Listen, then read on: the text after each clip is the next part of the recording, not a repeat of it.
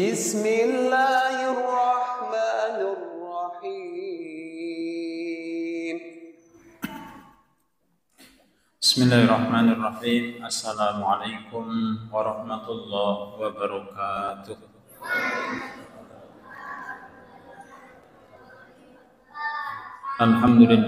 Alhamdulillahi huwallahu ahad, Allahus samad, lam yalid wa lam yulad wa lam yakul lahu kufuwan ahad. Nahmaduhu wa nasta'inuhu wa nastaghfiruh wa na'udzu billahi min syururi anfusina wa min sayyiati a'malina. May yahdihillahu fala mudilla lahu wa may yudlil fala hadiya lahu. Ayyuhal hadirun rahimakumullah, usikum wa nafsi bi taqwallah kama qala ta'ala fi kitabil karim. A'udzu billahi minasy syaithanir rajim. Ya ayyuhalladzina amanu taqullaha haqqa tuqatih wa la tamutunna illa wa antum muslimun. Amma ba'd. Bapak-bapak, ibu-ibu, silakan dibuka surat Al-Anfal halaman 177. Sudah siap semua gitu? Kita insyaallah akan membaca sampai dengan ayat yang ke-8. Oke, monggo dimulai dengan ta'awudz. Wahid isnan salasa. A'udzu billahi minasy syaithanir rajim. Bismillahirrahmanirrahim. Yas'alunaka 'anil anfal. Qulil anfalu lillahi war rasul. Fattaqullaha wa aslihu dzata bainikum. Wa ati'ullaha wa rasulahu in kuntum mu'minin. Innamal mu'minuna alladzina idza dzukirallahu wajilat qulubuhum wa idza tuliyat 'alaihim ayatuhu zadatuhum imana wa 'ala rabbihim yatawakkalun. Alladzina yuqimuna as-salata wa mimma razaqnahum yunfiqun. Ulaika humul mu'minuna haqqan. Lahum darajatun 'inda rabbihim wa maghfiratun wa rizqun karim. Kama akhrajaka rabbuka min baitika bil haqq wa inna fariqam minal mu'minina lakarihun. Yujadilunaka fil haqqi ba'da ma tabayyana ka'annama yusaquna ilal mauti wa hum yanzurun. Wa idh ya'idukumullahu ihda ta'ifataini annaha lakum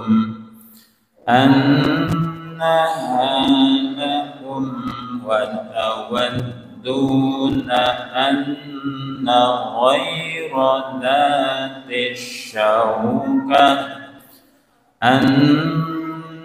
غير ذات الشوكة تكون لكم ويريد الله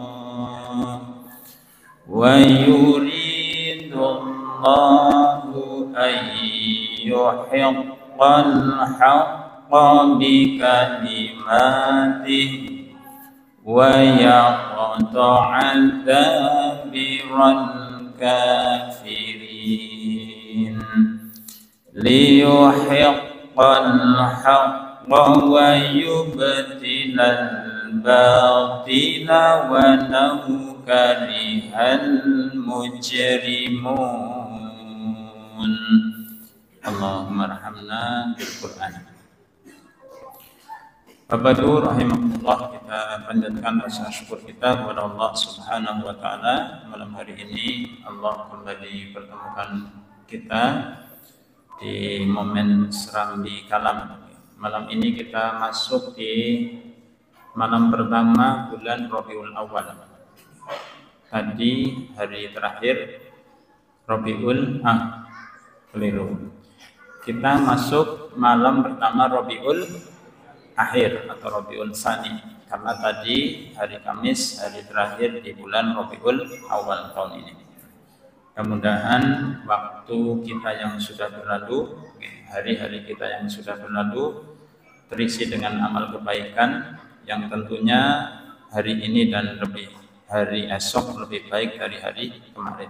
Amin ya rabbal alamin.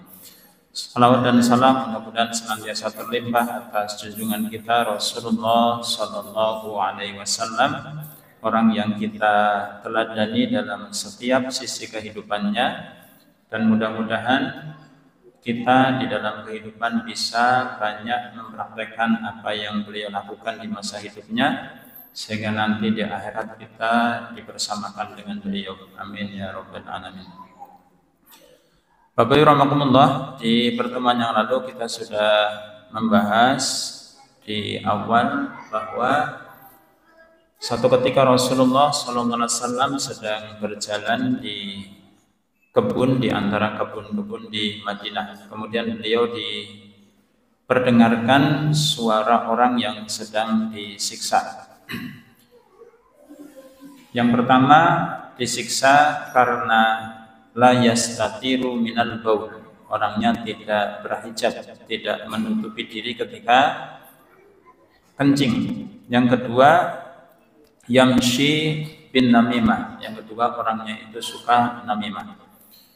Kita sudah menyampaikan juga bahwa dalam hadis ini ditunjukkan rahmat Allah dengan keterbatasan panca indera yang kita miliki. Kita sudah sampaikan di pertemuan yang kemarin.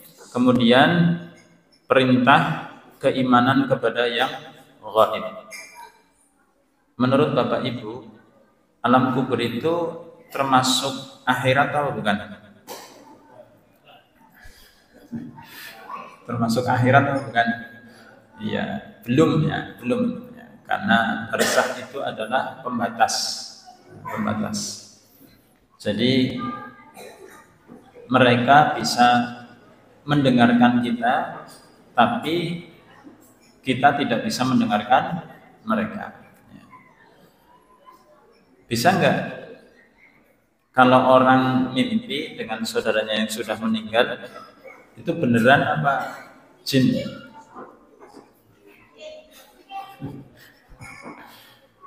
Nanti bisa dikonfirmasi ke Ustadz Darussalam, mungkin dia akan ngisi di sini juga. Jadi ternyata bapak-bapak, ibu-ibu, kita itu bisa janjian. Mau janjian nggak Pak Supri? Ya kita kan nggak tahu nih siapa yang lebih duluan, saya Pak Ustadz Anang gitu ya. Jadi kita bisa janjian, Ustadz nanti kalau jenengan tindak dulu, dipundut dulu gitu, atau saya gitu, kasih kabar ya, kasih kabar. Itu ternyata bisa. Nanti ya biar penasaran, baca dengan tanya sendiri sama Ustaz Darussalam. Gitu. Jadi bisa orang-orang soleh itu memberi kabar ya di sana bahagia atau tidak, dan mudah-mudahan kalau nanti kira-kira siapa dulu yang mau meninggal ini. Oke. Bapak Rahmatullah, kita lanjutkan, kita detailkan kata demi kata ini, mudah-mudahan nanti bisa kita ambil banyak manfaat dari hadis ini. Lafaz la yastatiru, karena yang pertama yang disiksa itu adalah disebutkan la yastatiru min baulihi. Di dalam riwayat Ibnu Asakir disebutkan la yastabri'u, sedang di riwayat Abu Daud disebutkan yastanzihu. Nah, kok bisa beda-beda Ustaz? Kok bisa beda-beda? Apalagi hadis, bahkan Al-Quran pun ada kata-kata yang antara satu ulama dengan ulama lain membacanya berbeda. Karena begini, mushaf Al-Quran yang datang kepada kita, Bapak Ibu, yang kita barusan baca, itu sudah sangat lengkap pirantinya. Jadi ada titik, ada fathah, ada dhammah, ada tasydid, ada mad. Mad ada berapa? Mad itu ada berapa? Banyak, tapi secara umum dikelompokkan menjadi 4. Yang pertama mad tabi'i, yang kedua mad jaiz, yang ketiga mad wajib, yang terakhir yang paling tinggi tingkatannya adalah mad lazim. Di mushaf itu tandanya beda-beda Pak. Mad tabi'i sendiri, mad jaiz sendiri, mad wajib sendiri, mad lazim sendiri. Itu aslinya. Dulu itu huruf Al-Quran itu Pak tidak ada titiknya loh. Terus bagaimana kita membedakan antara huruf ba, ta, sa gitu? Sekarang kan kita sudah sangat terbantu ya, oleh para ulama. Ba itu ada titiknya di bawah 1, ta itu ada titiknya di atas 2, sa itu ada titiknya di atas 3. Itu sama. Ya. Jadi ada ayat dalam Al-Quran yang dibaca dengan kalimat yang berbeda. Apalagi hadis. Jadi riwayatnya bisa berbeda-beda. Apa yang dimaksud dengan al-istitar, Bapak dan Ibu rahimahullah? La yastatir itu maksudnya apa? Membuat penghalang antara dirinya dengan air kencing. Jadi kalau kita sedang kencing itu dibikin penghalang, tidak langsung terlihat oleh orang lain. Itu maksudnya. Kemudian berikutnya adalah tidak menjaga dari air kencing. Yang dimaksud la yastatiru min baulihi itu dia tidak menjaga dari air kencingnya, sesuai dengan makna tadi riwayat dari Imam Abu Dawud, yakni yastani suhu. Dia tidak menjaga diri dari air kencing. Hati-hati bapak-bapak, ibu-ibu ya.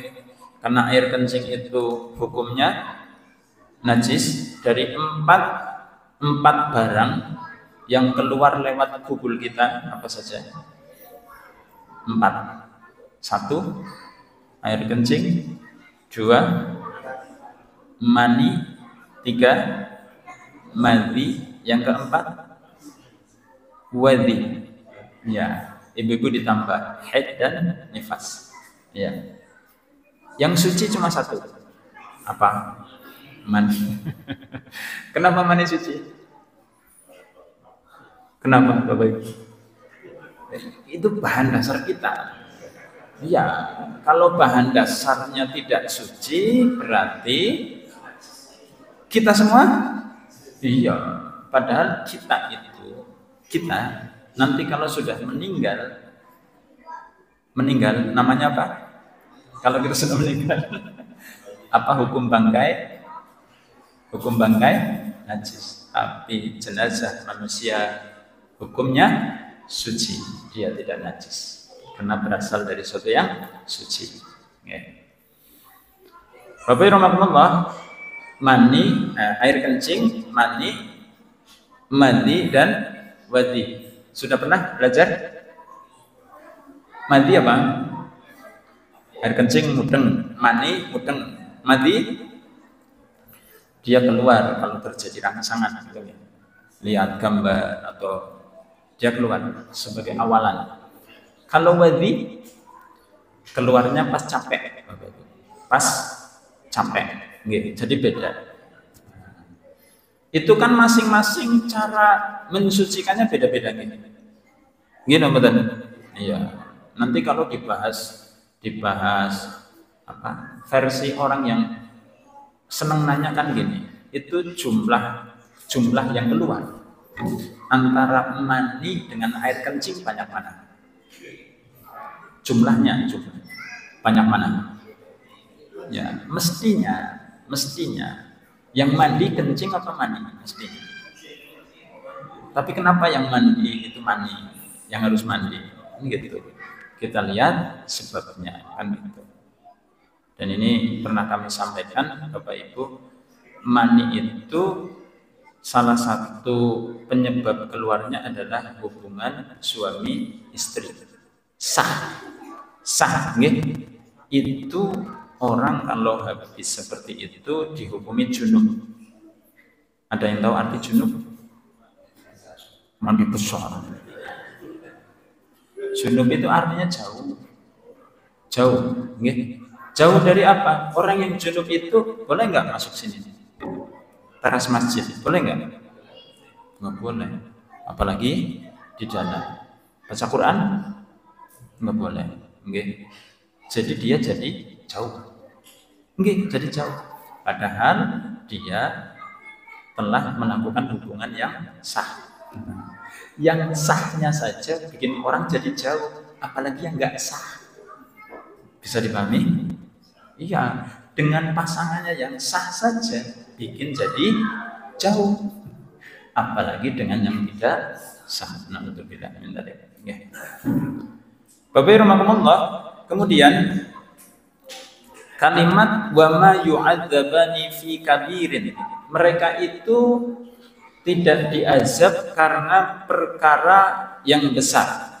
Nah, ini kami sampaikan lagi sebagai ralat, karena maksud perkara yang besar ini adalah perkara yang sebetulnya mudah untuk dilakukan, tapi efeknya karena kemudian dia tidak dilakukan melahirkan dosa besar. Makanya Bapak rahimahumullah, bukan berarti bahwa hal tersebut bukan hal yang berat dalam agama dan juga bukan bermakna bukan dosa besar. An-Mundhiri berkata, sungguh rasa takut yang seperti itu dirasakan oleh Nabi Shallallahu Alaihi Wasallam. Perkaranya bukan perkara besar, tetapi sesungguhnya hal itu adalah dosa besar.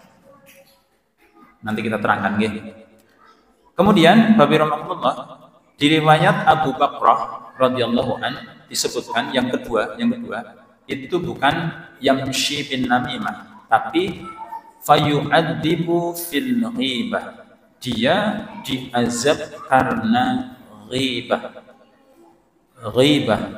bil ghain laisa bil ha.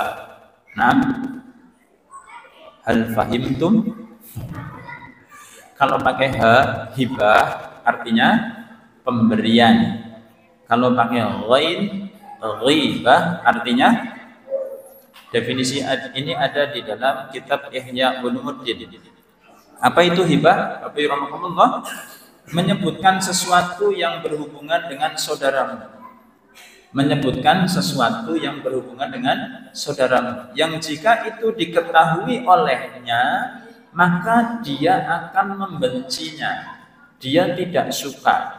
Saya ulangi, hibah itu menyebutkan sesuatu yang berhubungan dengan saudaramu, yang jika itu diketahui olehnya, maka dia akan membencinya. Dia tidak suka. Berarti satu hal atau banyak hal? Meliputi satu hal atau banyak hal? Di sini disebutkan. Misalnya kekurangan dalam badan. Contohnya apa? Kekurangan dalam badan. Bapak-bapak suka perutnya six pack apa one pack? Six pack apa one pack? Apa double pack? Yang penting sehat. Suka yang tinggi apa yang pendek? Nggih? Oh, pancen saudara kita atau keturunan. Pancen keturunan wong ora pakrak. Ora pakrak ngertos mboten? Kuwi bahasa Bumiayu banget ya, ora pakrak.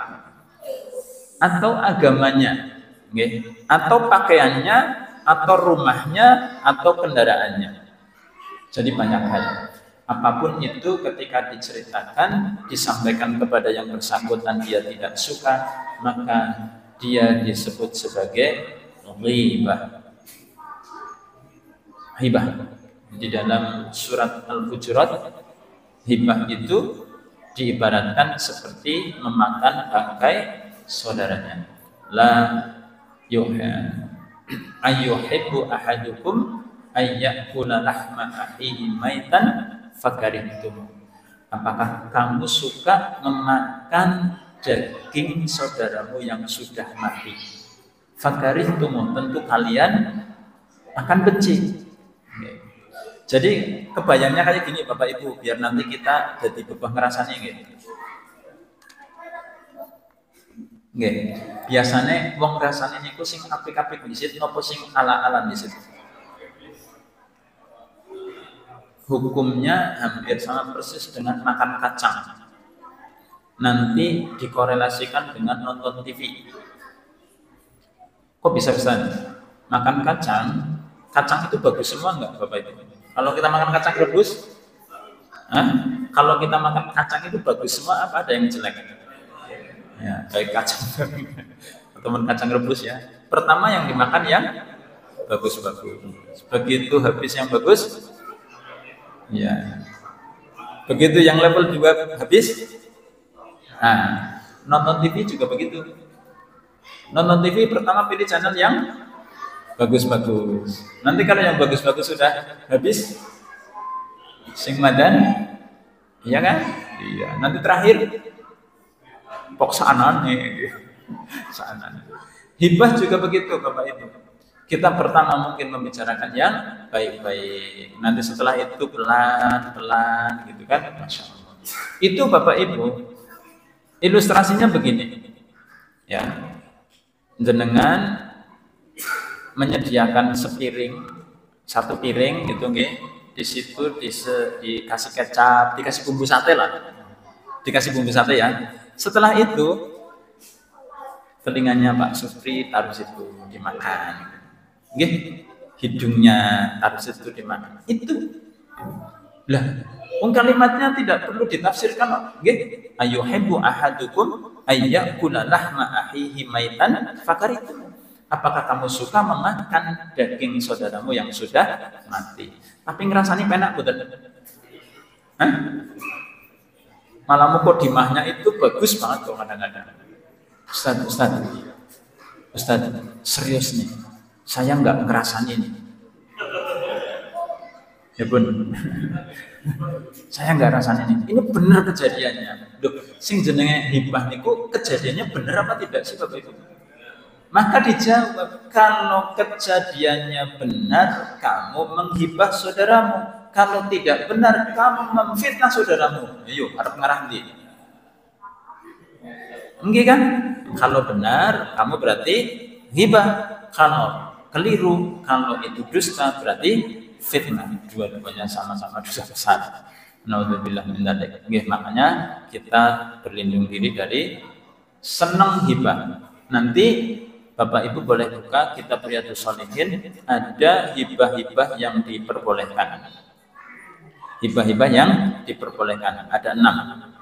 Sebagai PR nanti dibuka sendiri, hibah yang diperbolehkan. Nanti kan jadi dengan kalau mau hibah mikir dulu, ini termasuk hibah yang diperbolehkan apa tidak.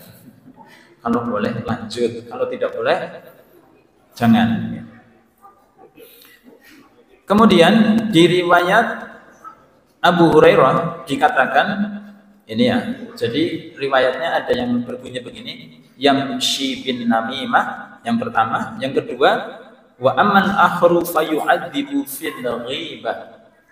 Ya, ada yang kalimatnya bin namimah, yang kedua hibah, yang ketiga di riwayatnya Abu Hurairah, kana ahaduma la yastatiru minal baul wa kana al-akharu yu'din nasa bilisanihi wa yamshi bainahum bin namimah. Yang satu la yastatiru minal baul sama, wa kana al-akhar yu'din nas bilisanihi. Mereka itu menyakiti manusia dengan lisannya. Menyakiti manusia dengan lisannya. Bapak Ibu rahimakumullah, hari ini kita berada di zaman di mana kita itu terancam surat Al-Humazah. Wailun likulli humazatin lumazah. Mulanya bapak-bapak, ibu-ibu, yuk kita tahan lisan kita dari membicarakan orang lain, apalagi orang itu adalah ulama, kiai, para ustadz.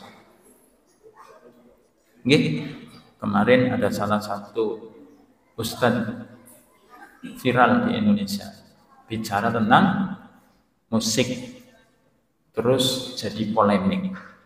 Itu ketika mengkritik Bapak Ibu, seolah-olah ustadz ini tidak lagi punya kebaikan, kan gitu nih.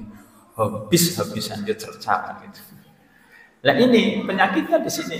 Wailul likulli humazatin lumazah. Gitu. Hati-hati dengan lisan kita. Gitu. Ada peribahasanya ya? Mulutmu harimau. Kalau luka karena pedang masih bisa dicari obatnya. Kalau luka karena lidah, kemana kan dicari obatnya? Mungkin kelara-lara karena lisan itu bukan hanya sekedar menyakitkan. Ketemu mana karo Ustaz Junet, lambene landep pol kan. Gini betul. Lisannya tajam, gampang ngiris-ngiris gitu loh. Makanya itu juga perlu dibiasakan Bapak Ibu. Gitu. Perlu dibiasakan maksudnya supaya lidah kita nggak tajam. Nih coba Bapak Ibu, siapa di antara kita kalau yang makan sesuatu langsung komentar? Nambah buka tutupnya doang guys. Kopi kok. Cobalah ya. Kita berusaha ya tadi mencontoh, kalau tidak semuanya ya sedikit demi sedikit sikap Rasulullah SAW. Beliau tidak pernah mencaci makanan Bapak Ibu. Kalau suka didahar, kalau tidak suka ya sudah. Enggak. Kan dulu ada sahabat yang makan dog, yang di Indonesia disebut sebagai kadal gurun. Ternyata enak itu Pak. Dan itu kadal gurun itu ternyata beda dengan kadal. Nah, kita kan dulu nganggapnya itu biawak ya, biawak. Padahal bukan, karena kalau biawak itu makannya kan bukan tumbuhan. Kalau dog itu makannya tumbuhan. Jadi dia memang halal dimakan. Tapi Rasulullah nggak suka. Cuman mendiamkan para sahabat, dan itu menjadi kuliner eksklusif loh Pak di Arab. Iya. Mau coba Pak?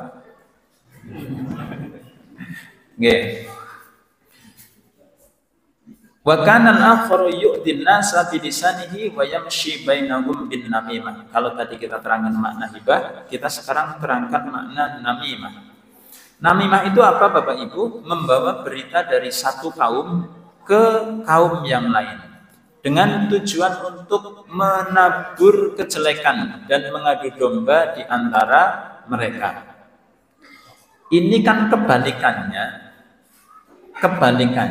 dengan bohong yang diperbolehkan Bapak Ibu. Nggih?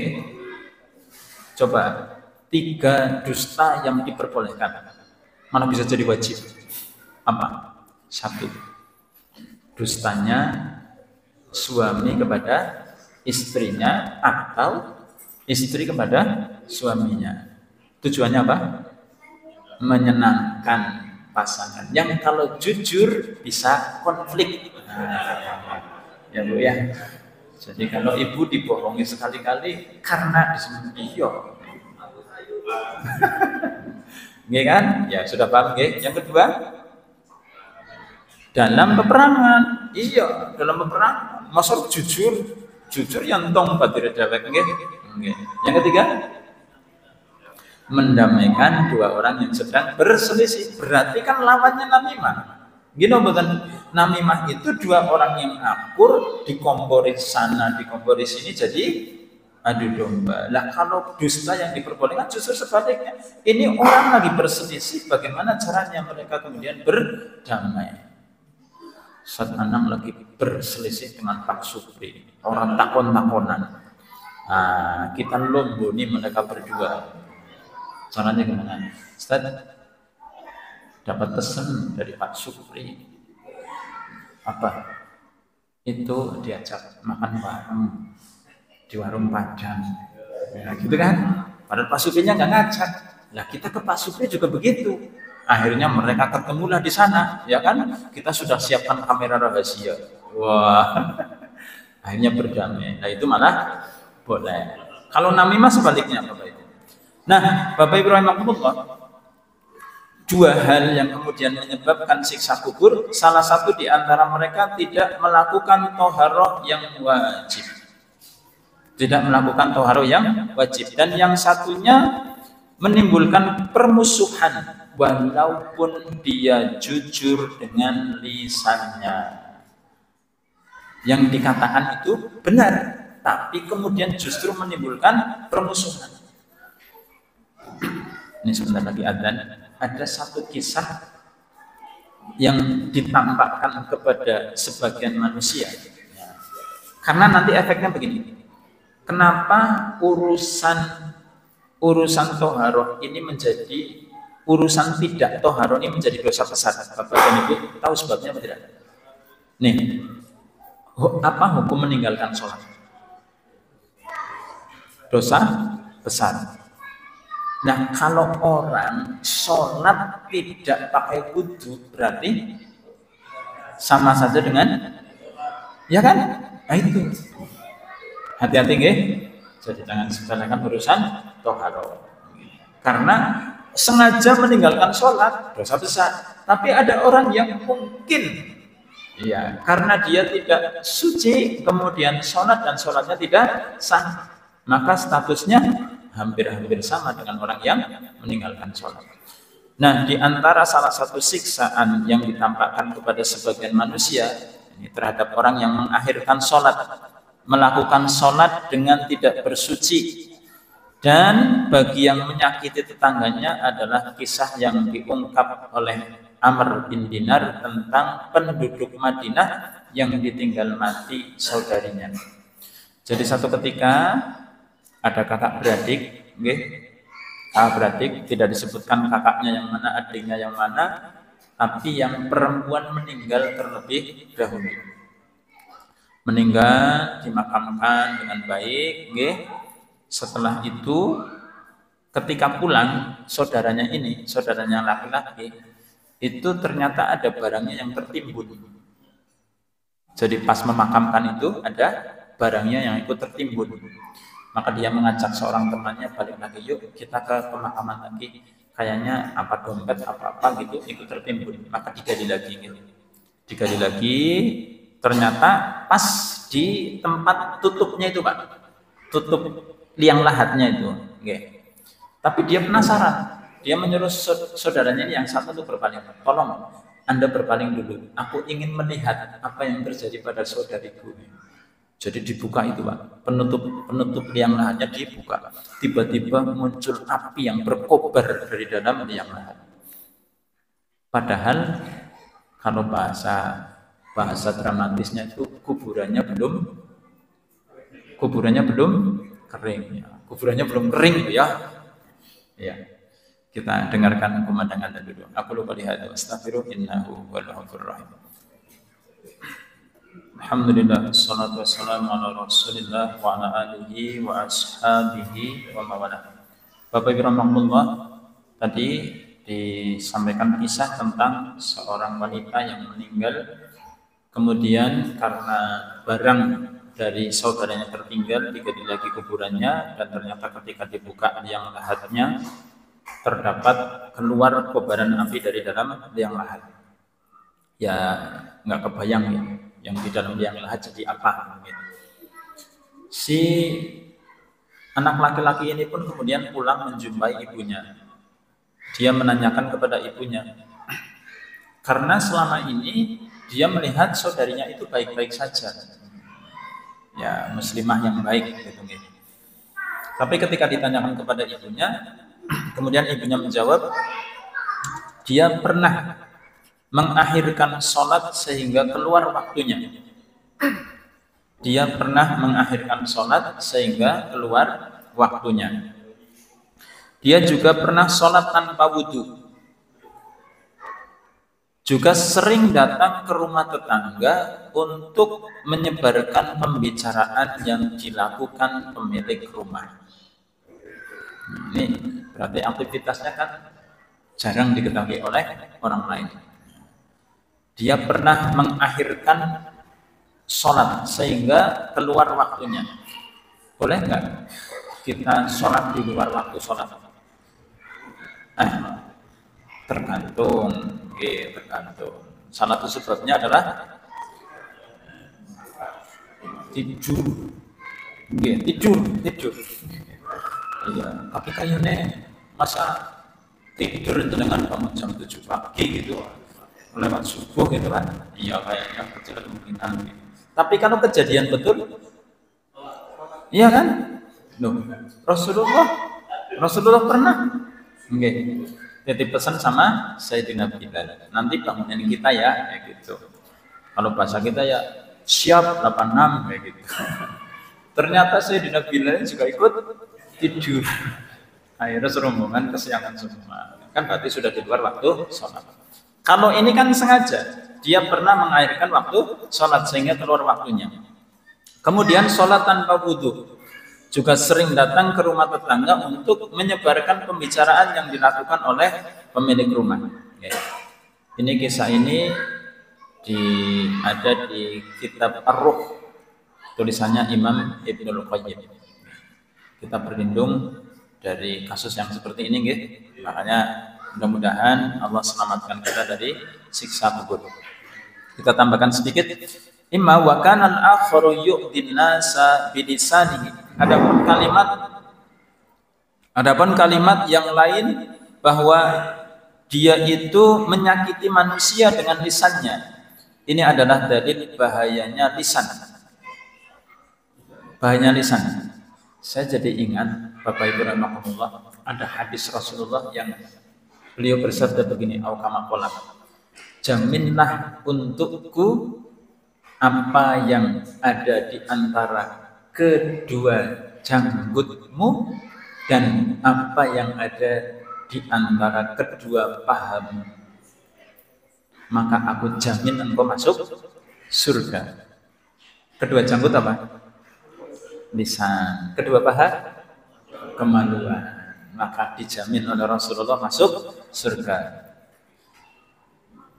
Gampang apa angel? Gampang apa angel? Angel? Awas loh, ngomong angel-angel temenan loh ya. Oke. Kebanyakan azab kubur timbul karena air kencing. Al-Hafidh Ibnu Hajar, beliau berkata air kencing memiliki kedudukan khas. Kedudukan khusus dalam menimbulkan siksa kubur, yaitu dengan tidak membersihkan diri darinya. Dari Abdurrahman Ibnu Hasanah, ini sahabat yang tidak terlalu perot, beliau mendengar Rasulullah SAW bersabda, alam ta'lamu ma laqiya sahiba Bani Israel. Apakah kalian tidak mengetahui apa yang dilakukan oleh sebagian orang di kalangan Bani Israel? Kanu idza asabahumul baul qata'u ma asabahul baulu. Dulu Bapak Ibu, kalau Bani Israel itu bajunya kena air kencing, itu qata'u ma asabahul baul. Bagian yang kena kencing itu qata'u, dipotong. Wah, kira-kira sekarang syariat itu berlaku kepada kita gimana? Iya, jadi tidak ada syariat mencuci. Ya, kita bersyukur kita ada syariat mencuci. Wasal. Fanahahum fa'udziba fi qabri. sebagian dari mereka itu enggan melakukannya. Eman-eman dia nggih. Akhirnya mereka dikasih azab di kuburannya. Kemudian hadis dari sahabat Abu Hurairah, Rasulullah SAW bersabda, "Aksaru adzabil qabri minal baul." Kebanyakan azab kubur itu karena urusan air kencing. Insyaallah Bapak Ibu. Kesimpulannya nggih. Imam Qatadah berkata, siksa kubur itu berasal dari 3 bagian. 3 bagian. Sepertiga dari menggunjing, sepertiga dari mengadu domba, sepertiganya dari air kencing. Sepertiga dari menggunjing, sepertiga dari mengadu domba, sepertiganya dari air kencing. Okay. Nanti di kesempatan yang lain kita sampaikan kesimpulan dari hadis ini. Kenapa yang menjadi penyebab siksa kubur itu adalah air kencing dan namimah. Urusan air kencing sini ya. Air kencing bawah Ustaz. Namimah urusan lisan. Air kencing urusan kemaluan. Insyaallah kita sampaikan di kesempatan yang lain. Aku qouli hadza wa astaghfiruh innahu huwal ghafurur rahim. Kurang lebih mohon maaf, kami kembalikan waktu kepada Rasul Majelis. Assalamualaikum warahmatullahi wabarakatuh.